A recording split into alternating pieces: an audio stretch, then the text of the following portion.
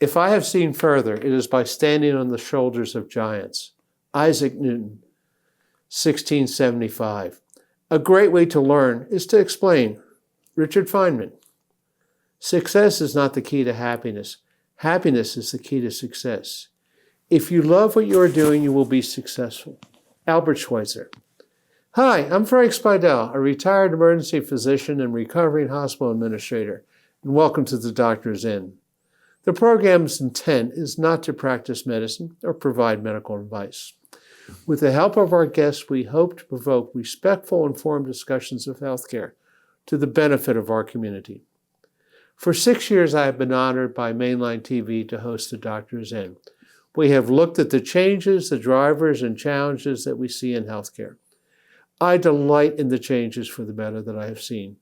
5 years ago, on the Doctor's Inn, Admiral Mark Ferguson, a man I'm honored to call friend, shared his personal experiences of his cancer diagnosis and treatment. Admiral Ferguson went on to become a 4-star admiral and Vice Chief of Naval Operations. This New Year's, the Speidels will celebrate with Mark and his family, and there is much to celebrate. It is 20 years since Mark's diagnosis with a formerly lethal disease. He remains cancer-free.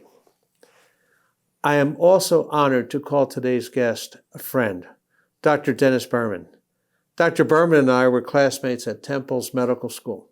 Dr. Berman did his residency in internal medicine at Temple and was appointed chief resident. He subsequently did his fellowship in medical oncology at the University of Pennsylvania, and in 1982 began private practice at Chester County Hospital, bringing world-class cancer care to a community hospital. Dr. Berman was one of the first board-certified medical oncologists in the country. Dr. Berman was the medical director of the Abramson Cancer Center at the Chester County Hospital, befitting and reflecting his training at the University of Pennsylvania. Dr. Berman, welcome to the Doctor's Inn. And what did I get wrong? I think you got it all right, Frank. Thank you so much for having me on today. I look forward to our exchange of discussion here regarding the evolution of cancer care over the last 50 years. What changes have you seen in caring for cancer patients? Well, I mean, there's so many things that are different now. I mean, the history of cancer care began a long time ago with primarily surgical care of cancer. And surgeons for many years were the only people treating cancer. It wasn't until the late 1800s or 1900s then the idea of using medications seemed to grab some traction, and it really wasn't until after the war, Second World War, that doctors began to notice things like nitrogen mustard could shrink tumors of rodents. And they began experimenting with human beings to see if some of these drugs might be effective at treating human tumors. What's been the biggest surprise you have seen in the care we can offer to cancer patients? Well, initially, we had drugs that were created by accident, where we stumbled upon them and said, whew, that seems to shrink down the tumor a little bit. Let's see what we can do there. And then a bunch of very clever individuals started combining drugs. Instead of using single agents like nitrogen mustard, combined them together with other agents, oncovin, procarbazine, prednisone, and came up with the MOP regimen, which was one of the first regimens that could cure Hodgkin's disease in the United States. But a lot of those discoveries were fortuitous. Now the evolution has been to really understand the biology of a cancer cell and to design specifically treatments for that particular cancer cell, exploiting some of the changes that cancer cells have from normal cells. You touched, what's the biggest medical challenge for medical oncology in 2024? I mean, I think one of the big challenges is that the cost of medications has gotten quite prohibitive. And just to put numbers to it, when I began practicing medicine, we had a bunch of drugs: Abramson, 5-FU, Cytoxin. 5-FU was $1 a vial for 500 milligrams, and Abramson was probably $60 to $80. And the insurance companies were quite compliant with whatever request we put in to treat patients, gladly reimbursing those drugs. Now, so many of the drugs cost over hundreds of thousands of dollars per year, and the insurance companies are appropriately reluctant to approve them. And so getting a patient who needs prompt treatment onto therapy quickly is a challenge for most medical oncologists today. So you have to get authorization for a drug therapy that's going to cost hundreds of thousands of dollars. What has been your experience with trying to get that? I know that you developed a wonderful staff, right, at your Abramson Cancer Center there at Chester County. They had to be masters at doing this. What is it? Is there any progress being made at getting the approvals? So I was very fortunate to have a stable group with almost no turnover in my billing department for 30 years or so. And those people became quite skilled at putting the authorization claims in. We put them in the same day that the doctor wrote the orders, so that we would have the approval in a timely way. But still, some of the insurance companies want up to 15 work days, 3 full weeks, time to respond to an authorization. And frequently, that is a very long time for somebody who has an aggressive, rapidly growing cancer to wait to get started on treatment. And unfortunately, if a physician treats people before the approval, then the claim can be denied, and physicians' practices and hospitals can't be on the hook for drugs that they don't get paid for very many times if they want to stay in business. It prompts a divergent monologue from me for a second. What you were referring to when you mentioned, Dennis, that Dr. Berman, when you mentioned that up to 15 days for approval, is a concept that I saw at Wharton way back when I was in my corporate life. If I can have somebody's money to hold just for a day, I can make money on that. They literally have markets out there where you can park money for 8 hours and get an interest return on that. Now, if I'm parking $10 for 8 hours, that small interest return is nothing. But if I'm floating billions of dollars or hundreds of millions of dollars, that gets to be rather significant. And if we just take your practice, Dr. Berman, and your colleagues' practice, and I can float that for 18 days, that's money that I can earn on. And there's many people that see this is not a problem. I think it's a huge problem. I think that's, and unfortunately, we've seen the consequences of some latent anger against people involved in the insurance industry. That's a sad situation. We have gotten so angry that we have seen some results of that. Besides the challenge of the finance of providing care, that's medicine, that's science. Getting it done in a way that keeps the insurance company sending the payments is a huge challenge, and I respect that. That sort of leads into something that you talked about. Tell me about your Quaker philosophy. It actually, when you mentioned about retaining your staff all these years and having no turnover, that kind of leads into your Quaker philosophy too, doesn't it? Well, I'm going to try to link your previous comments with what I think my Quaker philosophy is. You have CEOs of major insurance companies whose mandate in their job is to maximize profits and shareholder investments. It's really not focused on providing care to people who need it without question. And I've often thought that there's a fine place within business. I never went to Wharton, and I'm sure they would be appalled by this philosophy. But I thought that there was enough opportunity for people who were being successful in business to make a really good living and still take care of the people who worked for them and take care of the patients that needed care.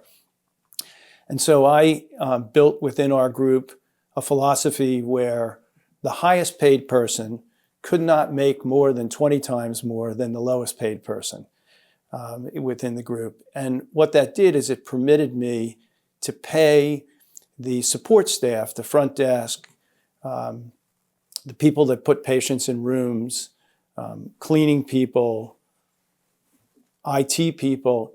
It enabled me to pay them more generous salaries than they might have been able to get in other places.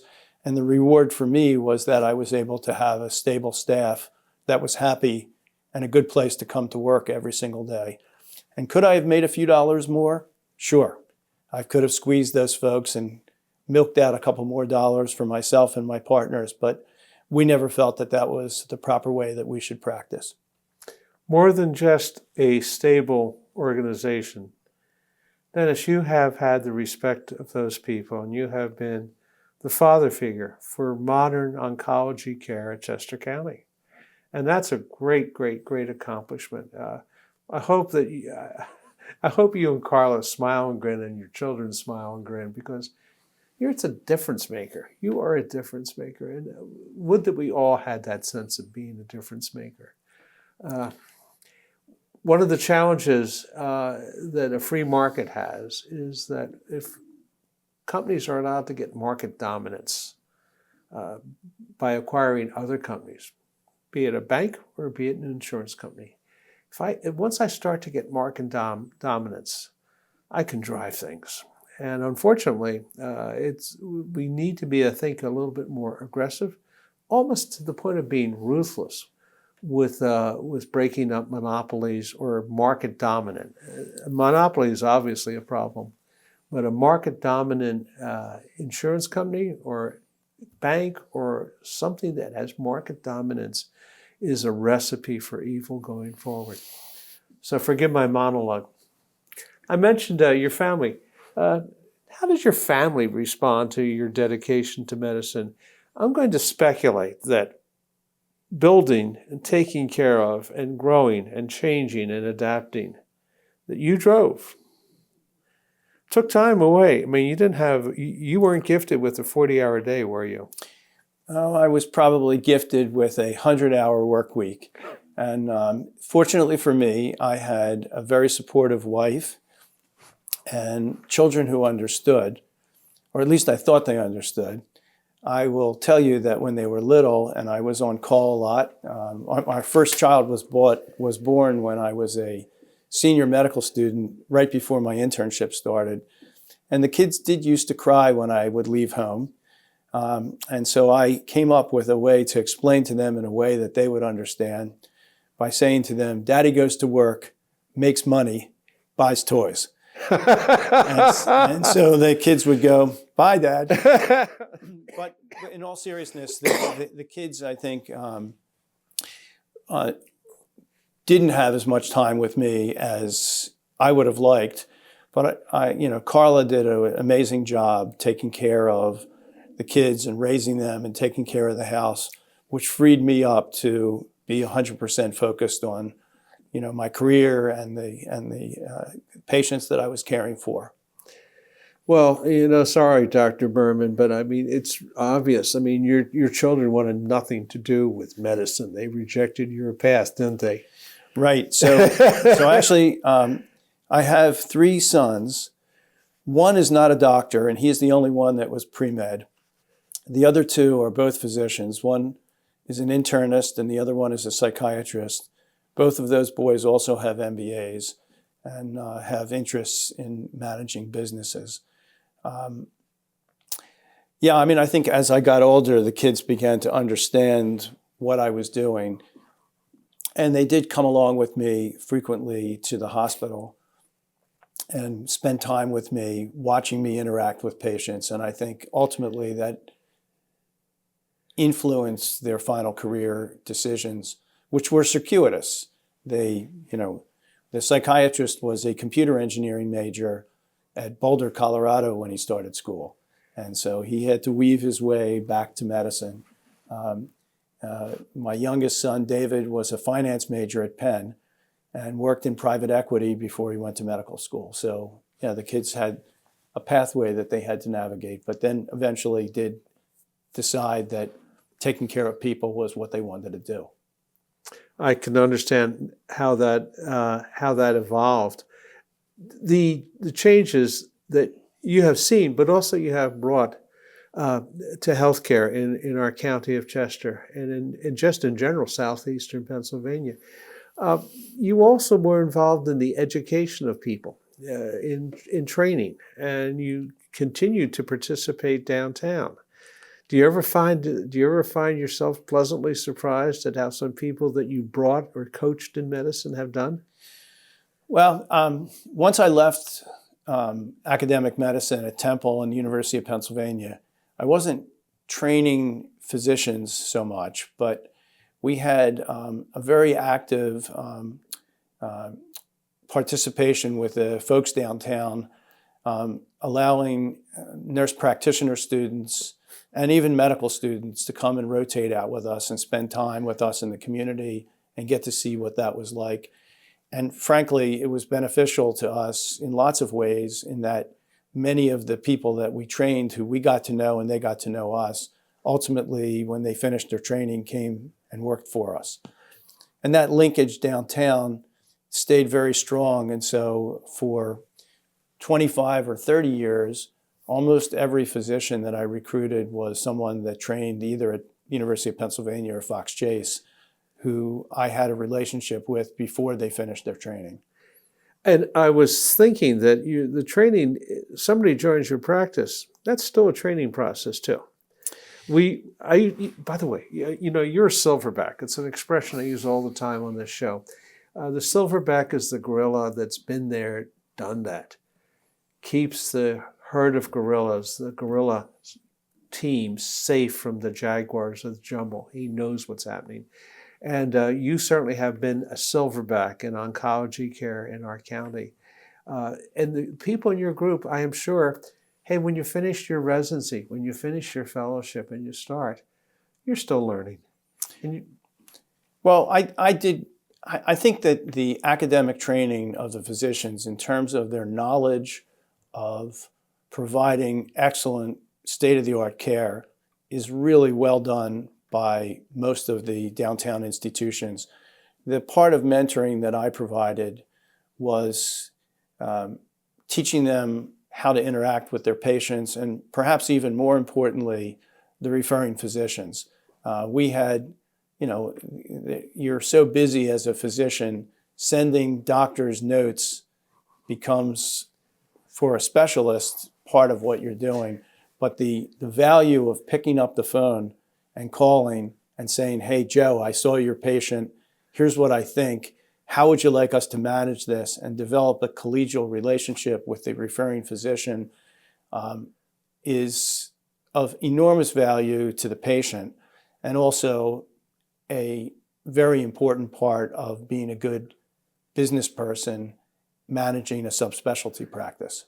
Exactly. I think the thing that we need to grow as we finish our formal training is our dialogues with our colleagues who send us the patients, whose patients we have seen, our dialogues that we have also with the patient, making sure that the patient knows I'm here for you and meaning it and having that. And you certainly have done that in spades. The loyalty. My goodness, Dennis, I'm terrified sometime when I think of how many people that you have taken care of in our community and owe you and thank you all the time. Run for office sometimes.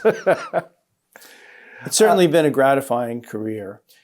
You know, Frank, I want to circle back to the question that you asked me earlier about the challenges of practicing today. My first answer was the challenges of getting drug approval. But the second challenge has been that the knowledge base over the 50 years that I've been involved in oncology has exploded dramatically. Yes. And so when I began practicing, I treated breast cancer, colon cancer, lung cancer, prostate cancer, lymphomas, you name it. Those diseases now have such complicated treatment algorithms that the evolution of our field has gone from being a generalist oncologist to being a specialist oncologist. And virtually everybody follows this complicated algorithm that's called NCCN guidelines. I had an interesting experience. I hired a nurse that was a superb nurse practitioner from Chester County Hospital. And she came to the office one day and she said, "Dr. Berman, I have no idea how I'm ever going to learn all the things you know about oncology and how I'm going to be effective at practicing."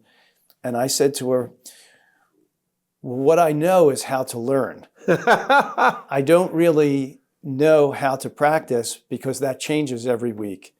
And I made it clear to her that when I saw a new patient, after confirming face-to-face with the pathologist what the exact diagnosis was, the next thing that I did was go to the NCCN guidelines, look at the staging criteria, see what the radiologists and the surgeons had said, and make sure we had the right stage.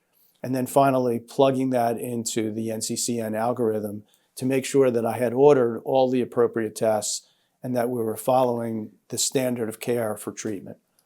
Would you comment just for a second, Dr. Berman, on staging?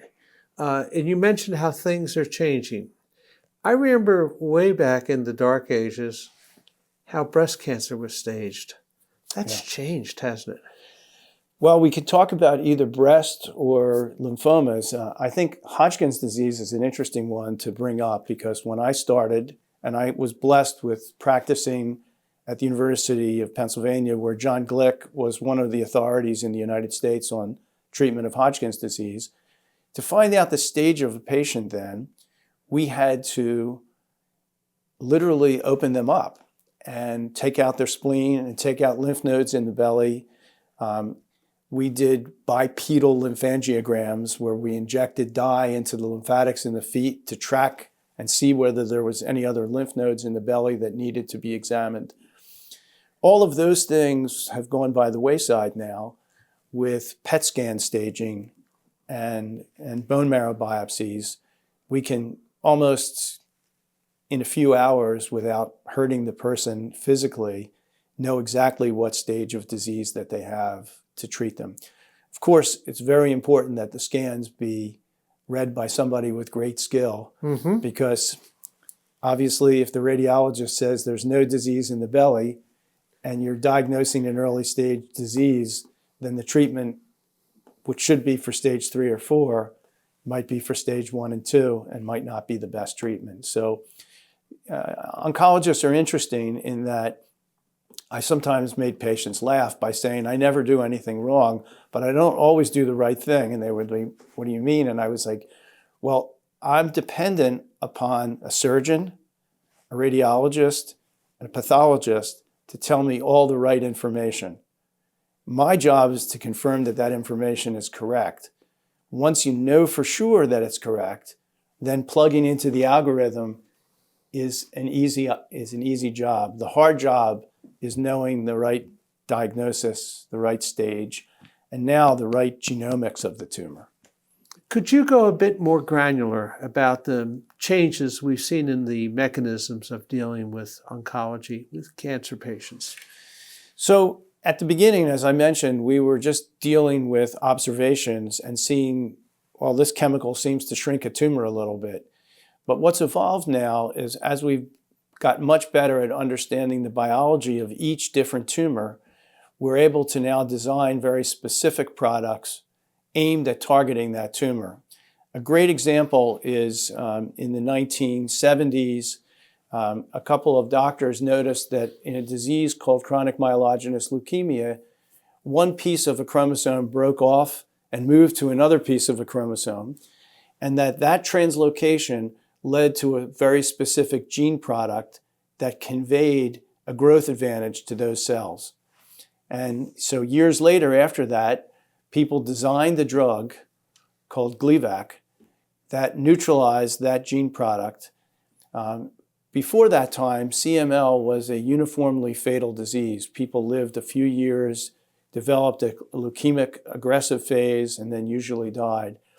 And with the discovery of Gleevec, patients a week or two after starting the drug had no evidence of their disease. And many of the people that I began on that treatment 10 or 15 years ago remained free of disease when I retired. We lost President Jimmy Carter just yesterday. As I remember, correct me, he had metastatic melanoma that had spread to his brain. As I remember when I was young in medicine, that was a death sentence in terms of a few months. What happened? That was about 10 years ago he had that. So again, instead of a targeted therapy, we've now developed very specific immunotherapies. We've come to learn that one of the things that diseases like melanoma can do is create products that make our own immune system, our own T cells that would kill a tumor, go to sleep. And as we've learned how that process works, we've been able to design specific drugs called checkpoint inhibitors. One of those drugs is a drug called Keytruda or pembrolizumab. And Jimmy Carter in 2015, you are correct, with metastatic melanoma to the brain, should have had a 30 to 90 day prognosis. And here he lived 9 more years after receiving that drug and died presumably with no evidence of melanoma. So that has been a somewhat miraculous change in medicine. And we're doing the same thing. The University of Pennsylvania has become very famous for the development of CAR T cells, developed by Carl June and his colleagues, for targeting very specific leukemias and lymphomas, and apparently taking people with very, very advanced disease and giving them long-term disease-free survival and probably cure. I'd like to thank you personally for the help you've provided me over the decades, Dennis. Even up to a few months ago in getting a patient in need of the right care, you've been there for myself and other people. And I know I speak for the entire community. You've made a difference, a huge, meaningful difference. And I know you have thoughts not just about treating disease, but preventing disease. That's for another show. For our viewers out there, thank you for watching. Stay safe and catch Dr. Berman's next show.